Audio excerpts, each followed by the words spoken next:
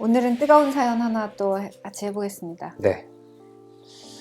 20대 여자입니다. 저는 친구 때문에 사연을 보내게 됐어요. 제 친구가 좀 질 나쁜 남자랑 사귀고 있는 것 같아서 저 걱정이 돼서요. 그 남자는 좀 특이한 캐릭터 같아요. 학교를 다니는 것도 아니고요. 직업도 없고 수입도 없는 사람이 일을 하려는 노력조차 하지 않고 있어요. 데이트 비용도 대부분 제 친구가 내고요. 집이 가까운데 부모님이랑 사이가 안 좋다면서 대부분 시간에 또 친구 집에 와 있는다고 하더라고요. 그런데 자기 삶을 위해서 노력은 조금도 하지 않는데 인권에는 관심이 많다더라고요. 뭔가 인권 관련해서 사람들을 대상으로 알리는 일을 하고 있는데, 그래서 인스타 같은 SNS에 후원 계좌를 올리고 뭐 이랬다는 얘기를 들어서 제가 어이가 없었어요. 제가 이미 그 사람에게 대해서 편견을 갖게 됐는지 그게 일을 안 하고 날로 먹겠다는 심보로밖에 안 보이더라고요 하셨어요. 뭐 그런 건 다 괜찮다고 쳐요. 근데 제 친구의 남친은 자신이 우울증 약을 먹는 것을 과시하는 모습을 보인다고 해요. 알람을 맞추어 두고 사람들 앞에서 자기가 우울증 약을 먹고 있어. 알람이 딱 울리면 약 먹을 시간이야. 약 먹을 시간이야. 어쨌든 과시하고 어필한다는 거죠. 그리고 자기 기분이 나빠지면 곧바로 제 친구한테 지금 기분이 나빠서 얘기하기 싫으니까 저쪽 가 있을게 라고 말을 하고 이렇게 한대요.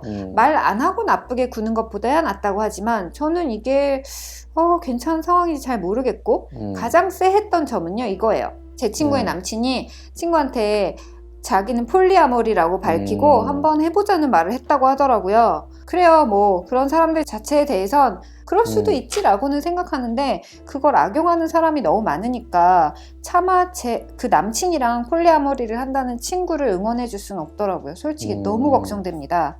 일단 저는 극단적으로 그 남친이 우울증을 방패 삼아서 친구를 가스라이팅하는 걸로 보이는데요. 언니는 그리고 선생님은 이거에 대해서 어떻게 생각하세요? 라고 사연을 주셨어요.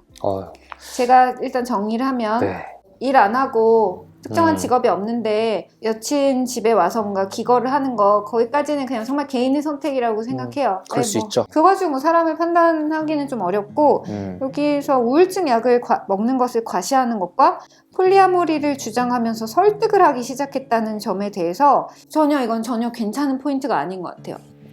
과시한다는 표현을 하셨잖아요. 그러니까 이거 보는 분이 그렇게 느끼신 거거든요.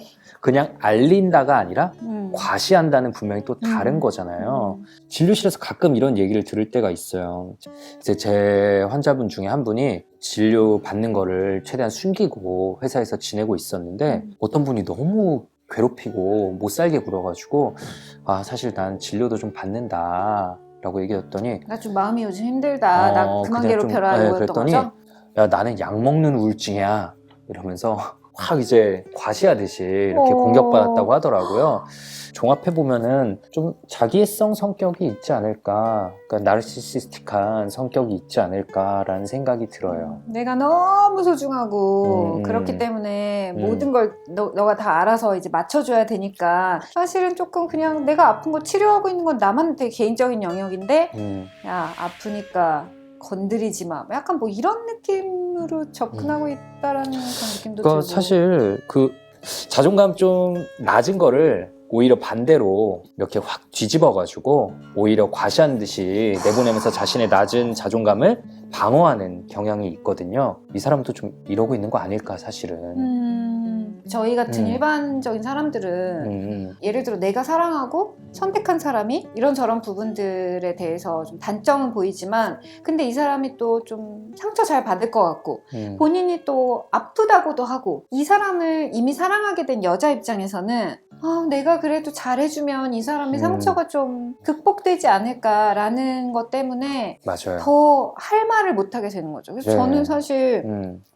조종하고 싶다는 느낌? 이 남자가 여자를 조종하기 위해서 지 멋대로 하기 위해서 우울증 약을 먹고 있어라는 정말로 우울감이 있고 그래서 약을 먹고 있다면 저는 그냥 나 조금 예민한 부분이 있으니까 좀 배려해줘 라고 하는 게 상대방에게 맞는 태도인데 보통 지금 말씀하신 것 같은 행동을 하는 사람들이 자기애성 성격에다가 약간 반사회적 성격도 좀 섞여서 가지고 있고 흔히 말하는 사이코패스, 소시오패스 같은 그런 성격 성격도 조금 섞여서 가지고 있고 거기다가 머리까지 좀 좋으면 이렇게 남을 조종할 수가 있죠. 보통 남을 조종하는 사람들, 이게 뭐 예를 들면 사이비 교주나 이런 사람들은 보면 자기애성 성격이 제일 많다고 하거든요. 근데 그것이 알고 싶네 뭐 이런 프로그램 보면 교주와 신도의 관계를 보면 굉장히 비정상적이고 야, 네. 왜 저런 거에 빠졌어? 하는데 저는 그게 연애 관계에서 때때로 겉으로 봤을 때는 누가 봐도 연인의 관계이고 뭐 때때로 달콤한 말도 주고받지만 정신적인 차원에서 그 관계를 보면 이런 관계는 교주와 신도의 관계와 사실 크게 다르지 않은 거죠. 그쵸. 그러길 원하는 두 사람 적어도 네. 교주는 그러길 원하고 있는 거죠. 우리가 보통 사이비 종교에 빠진 사람들을 되게 쉽게 깔보는 듯한 비난하는 듯한 말을 하잖아요. 맞아요, 그거 어떻게 맞아요. 빠지냐. 저는 머리가 좋아서 그런 거 안 빠질 거예요 얘기를 하는데 그런 상황에 처하면 사람들이 대부분 그렇게 되거든요. 예를 들어서 또 흔한 예시로 들 수 있는 게 이제 스톡홀름 신드롬 같은 거 있죠. 그냥 멀쩡하던 사람들도 그런 상황에 처하고 나면은 이전에 없던 모습을 보이게 되는 거예요. 그렇기 때문에 이거는 뭐 이 사람의 마음이 심약하다 이럴 게 아니라 그냥 사람이라면 누구나 어떤 특정한 조건 하에서는 이렇게 이끌려갈 위험성을 누구나 내포하고 있는 것 같아요. 보통 그런 사이비 종교를 믿게 됐을 때 가장 이제 1번 원칙이 뭐냐면 격리를 시켜야 되거든요. 그곳에 다시 복하지 못하게. 네, 아예 그냥 미국 같은 곳에서는 아예 전문적으로 구출하는 집단도 있다고 해요. 진짜요? 예, 강제적으로 끄집어내가지고 한 몇 주 정도 아예 격리시켜 놓는 거죠. 아예 통신도 안 되고 이런 곳에서 격리돼서 생활하다 보면 얼마 정도 시간이 지나면 아, 내가 제정신이 아니었구나. 이렇게 사람들이 그 세뇌된 거에서 풀려난다고 해요. 그런데 진료실에서 아무리 얘기를 해도 진료실 나가면 또 그 사람을 또 만나잖아요. 다시 카톡 하는 거예요. 카톡 네, 다시. 진료실에서 나갈 때는 아 그래 이번엔 정말 헤어져야겠다. 다 굳은 결심을 하고 나가는데 다음 주나 다다음 주 와서 또 얘기를 하면 아 선생님 만났어. 근데 그게 쉽지 않네요 라면서 또 만나고 있는 경우가 솔직히 대다수이긴 해요. 결국 더 시간이 지나면서 상처받는 관계로 끝나야 종료가 되니까. 네, 그래야 이제 뒤늦게 깨닫게 되는 경우들이 많죠. 그러니까 어떻게 보면 격리가 자발적으로는 이루어지지 않고 너덜너덜해진 상태로 타의에 의해서 격리가 일어날 네. 수밖에 없고 아니면 정말 극한의 상황까지 가거나 네, 더 이상 내가 폭력날. 받아들일 수 없는 그쵸. 이런 환자들에게 약 처방도 되긴 되죠. 근데 그 부분이 좀 도움이 되겠죠? 우울할 때는 우울증이 치료되면서 그런 게 좋아지는 경우도 있지만 뭐 약이 모든 걸 해결해 주는 건 아니니까요. 네, 계속되는 상담 그리고 본인 스스로 좀 본인의 마음속을 들여다보려고 계속 노력하는 게 쌓여야지. 그래서 본인의 마음의 힘이 어느 정도 탄탄해져야지 여기서부터 좀 독립할 수 있게 되는 경우들이 많죠. 맞아요. 그래서 마음이 진짜 중요한데 되돌이표처럼 돌아오는 건 머리로는 알아요. 근데 마음을 어떻게 해야 될지 모르겠어요. 인데 그런 얘기들을 뭐 어떻게든 최대한 흡수하는 거죠. 세상에. 도대체 마음을 어떻게 하면 그 마음의 힘을 어떻게 기르는 건지. 저는 그래서 사실 이 채널을 만든 게 선생님도 내부자들에서 네. 선생님의 어떤 식견으로 그런 얘기를 계속 해주시잖아요. 어떻게 하면 이 문제를 극복하고 잘 살 수 있는지, 나답게 살 수 있는지. 저는 저대로 제 차원에서 어떻게 잘 살 수 있는지, 나를 어떻게 알아갈 수 있는지 그런 얘기를 하고 있는 것 같아요. 폴리아모리에 대해서 의사 선생님으로서 해줄 수 있는 얘기가 있습니까? 진짜 너무 어려운 문제인 것 같아요. 저도 이제 진료실에서 폴리아모리 얘기하시는 분들의 이야기를 전해 듣다 보니까 그때서야 이제 이게 뭔지 처음으로 듣게 됐거든요. 그래서 저도 좀 찾아보고 이미 또 했었는데 얘기가 그쪽에도 요청이 막 가는군요. 네, 저는 본인이 폴리아모리를 추구한다라는 분을 만난 적도 있고 내가 만나던 사람이 폴리아모리라고 하더라. 하자고 한다예요? 네, 그러면 그 갑자기? 얘기를 더 많이 들었어요. 그러니까 이 사연분 같은 얘기인 거죠. 그리고 그걸 받아들이고 만나고 있는 분의 얘기도 들어본 적이 있고요. 정말 쉽게 판단하기는 힘들 것 같아요. 이제 폴리아모리 하시는 분들의 얘기는 이거는 다양한 사랑의 측면 중 하나일 뿐이다. 사실 정신과에서도 몇십 년 전에는 동성애를 정신질환으로 봤거든요. 맞아요. 네, 근데 지금은 그렇게 안 보잖아요. 그렇죠. 그런 것처럼 이것도 뭐 몇십 년 뒤엔 사회 시각이 달라질 수도 있는 거니까 쉽게 얘기할 수가 없고, 폴리아모리 얘기하시는 분들이 또 많이 하시는 얘기는 일부일처제라는 이런 게 당연시된 거 자체가 역사적으로 그렇게 오래되지 않았다. 그러니까 우리의 형태도 그렇게 이상한 게 아니다 라고 얘기하시는데, 근데 그분들이 내세우는 원칙이 있어요.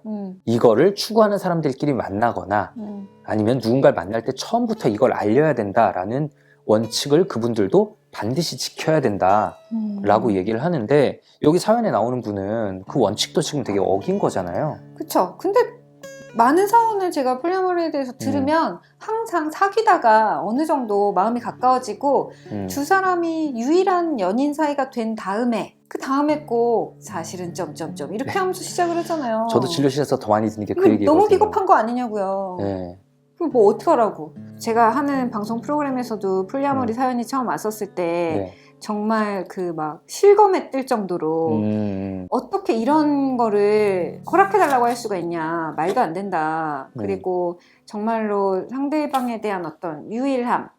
이 사람이 나의 유일한 지금 가장 소중한 사람이라고 하는 것이 연애의 본질이고 본성인데 이렇게 갑자기 다자간 연애를 주장하는 것은 네. 일단 기본적으로 사기이고 두 번째는 그래 아무리 설득을 했어도 일단 처음에 안 하면 그때부터 두 번째로 설득을 하면 그때부터는 저는 이게 정서적인 착취이고 가스라이팅의 일환이라고 저는 본 거예요. 너도 사랑하지만 다른 사람도 사랑할 테니 너도 그렇게 해보겠니? 이게 되게 문장 같지만 말 같지도 않은 이거를 옳다 그르다로 볼지 취향의 영역으로 볼지가 거의 사회적인 논의가 저는 합의가 이르지 않을 것 같다는 생각이 들어요. 그래서 아직까지는 그래도 한 사람이 한 사람을 만나는 게 정상적이지 않나라는 생각이 많이 이제 맞아요. 훨씬 더 지배적이고 훨씬 더 저희도 뭐 폴리아모리를 원하는 남자니까 무조건 나쁜 놈이야라고 말할 수는 없겠지만 적어도 이거를 설득하는 남자라면 그리고 네. 아까의 그 우울증 약을 먹는다는 걸 과시하고 또 뭔가 굉장히 안 좋은 몇 가지 사인들이 보이는 이상 종합적으로 판단하셨을 때 사실 저는 이 남자는 아닙니다예요. 저도 그렇습니다. 그렇죠? 네. 우리 같은 마음인 거죠? 아, 그렇죠. 이거 참 이분은 너무 성격이 아마도 미성숙하고 자기애성 성격도 좀 강하고 혹시나 의도를 가지고 조종하는 거일 가능성도 있고요. 여러 그렇게 면에서 보일 정도면 이미 끝난 거예요, 제 생각에는. 네. 뭐 굳이 이렇게 리스크를 짊어지면서까지 이분을 위한 관계를 이어나갈 필요는 없잖아요. 역시 이것도 자존감에 대한 영역인 것 같기도 하고요. 분명히 자존감의 영역이 제일 큰 부분일 거고요. 또 이런 경우에 흔히 보이는 심리가 그럼 지금 와서 이 관계를 딱 정리하려고 하면은 지난 기간 동안에 내가 어쨌든 간에 다 속았다. 내가 한 시간이 완전히 잘못된 그릇된 시간이었다라고 받아들이는 거는 나의 일부가 죽는 거나 마찬가지예요. 무의식 세계에서는. 나의 과거, 나의 여태까지 있었던 일들이 나를 구성하는 건데 그 중에 나의 상당히 큰 부분을 정의했던 부분이 갑자기 그냥 일순간에 없어져 버리는 거죠. 그래서 연애가 끝나면 그렇게 버겁군. 그렇죠. 그래서 이걸 받아들이기가 힘들죠. 네, 그 사람이 나쁜 사람이라는 걸 받아들이기가 힘들고 그래서 그 사람이 사실은 그렇지 않을 거야 라는 가능성을 애써서 찾고 합리화하고 이런 게 사람의 공통적인 심리이기 때문에 헤어지기가 참 힘듭니다. 저 근데 이 말씀을 들으니까 왜 이렇게 위로가 되죠? 또 뭐가 떠오르시길래 비밀입니다. 아 그래서 힘들 거였어. 그러니까 아까 그 얘기했잖아요. 나의 일부가 죽는 그런 경험이 사실 많은 것들이 변화하지만 그 중에서 가장 유동성이 크다고 해야 되나? 변질되기 쉽다고 해야 되나? 어떻게 될지 진짜 알 수 없는 것 중에 하나가 어떤 이런 애정을 기반으로 한 관계이고 그것을 결혼이란 제도를 묶으면 조금 더 이제 헤어지기가 어렵고 더 열심히 하니까 좀 이제 이별을 경험하는 숫자가 좀 적죠. 근데 연인 관계는 사실 같이 만나는 데는 두 명의 마음이 필요한데 언제나 헤어지는 데는 한 명의 마음만 변질되면 끝이니까 그래서 저는 연애가 되게 참 좋은 경험이고 따뜻하고 너무 좋지만 변할 때의 그 순간 남겨지는 사람이 받는 이 절망은 선생님 표현한 것처럼 진짜 나의 일부 그 구간에 내가 그냥 너덜너덜해져서 나의 어떤 온전한 존재로부터 떨어져 나가는 느낌인 거죠. 그래서 파란 쪽 잘라주는 그런 느낌이 그쵸. 드는 건 당연한 거였네요. 그럴 때 이제 심리학에서 얘기하는 죽음의 5단계가 있잖아요. 부정, 분노, 타협, 우울, 수용의 이제 5단계를 건너가게 되는데 첫 번째 이제 부정의 단계에서 많이들 넘어가지 못하는 거죠. 아니야, 그럴 리가 없어. 라면서 너무 계속 아프니까. 그러다가 화가 나고 그러다가 또 어떻게든 만나보려고 하고 타협해보려고 하고 그러다가 정말 길게 우울해지고 그 터널을 다 건너고 나면 이제 결국 받아들이고 혼자가 되거나 아니면 다른 사람을 만날 수 있게 되는 그런 수용의 단계가 결국 오게 되죠. 선생님, 저 그러면 마지막으로 개인적인 질문 하나 해도 돼요? 선생님에 대한 질문이 아니라 저에 대한 네. 개인적인 질문이에요. 어저께 싱어게인을 봤단 말이에요. 네. 거기에 연어장인이 나와서 최백호님의 뭐 노래를 불렀어요. 그 이별에 대한 노래였던 거예요. 근데 그걸 듣는데 갑자기 지나왔던 아팠던 연애 몇 개가 이렇게 확 덮치면서 눈물이 그래서 난 너무 당황한 거예요. 분명히 머리로는 끝난 지가 언제고 많은 부분 잊었고 중요한 사람들도 더 이상 아니고 얼굴 볼 일도 없고 이런데 이게 아직도 내 안에 남아있었어. 이거에 너무 당황을 한 거예요. 네. 수도꼭지처럼 뻥! 이거는 그러면 저는 어느 단계에 있었던 겁니까? 제발 수용이라고 말해주세요. 아니 아무리 수용의 단계에 들어왔더라도 그러니까 우리의 의식은 빙산의 일각이라고 하거든요. 무의식은 훨씬 더 깊은 세계가 있고 어제 경험하셨던 그런 게 노래 혹은 영화 같은 것들이 가질 수 있는 힘이죠. 네, 무의식을 감정을 그냥 갑자기 건드려주고 정말 훅 들어오고 나도 몰랐던 부분을. 근데 어제 그 시간은 되게 치유의 시간이 아니었을까요? 전 좋았어요. 네. 좋았는데 약간 머리로는 내가 아직도 설마 저도 이제 그 죽음의 5단계는 알고 있으니까 분명히 난 이 부분 이건은 다 수용이 됐어라고 판단하고 있었는데 눈물이 나니까 뭐야 이거 아직도 우울에 뭐가 남아 있었어? 우울 단계였어? 일부가? 이런 약간 더러운 기분이 든 거예요. 그래서 근데 저같이 뭔가 그런 식의 문득 들린 음악 하나에 뭐가 확 건드려져서 울게 되는 사람 혹은 또 저 명상 수업할 때도 보면 저 괜찮았는데 눈물이 갑자기 터졌어요 하는 사람들이 되게 많아서 네. 이런 식으로 눈물이 나는 게 어떤 우울의 증거가 아니라 수용의 증거일 수 충분히 있다는 얘기를 듣고 싶었나 봐요. 네. 이렇게 뭔가 울음이 나온 거 그거 자체도 내 마음속에서 이제 온전히 무의식을 나의 의식의 영역으로 더 받아들이니까 이렇게 흘러나온 거 아니겠어요?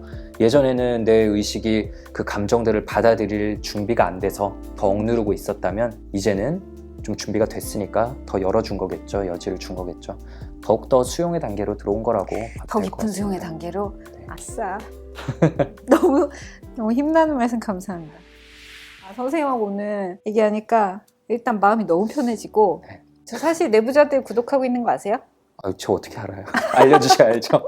저희 비밀 계정으로 댓글도 가끔 남겨주시고 이래야죠 저희가. 비밀 계정인데 뭐 알아보실 수가 있으려나? 네. 보고 있어요. 그래서 재밌게 보고 있고 감사합니다. 저희 채널을 사랑해주시는 분들이 내부자들 통해서 더 이제 심도 깊은 정신의학과적 지식을 또 이렇게 섭렵하다 보면 이렇게 선생님 얘기 듣다가 제가 지금 마음이 편해졌잖아요. 그것처럼 사실 너무 걱정하기보다 좀 지식을 쌓아나가는 게 우리 삶에 되게 중요하다는 걸 선생님도 계속 전해주세요.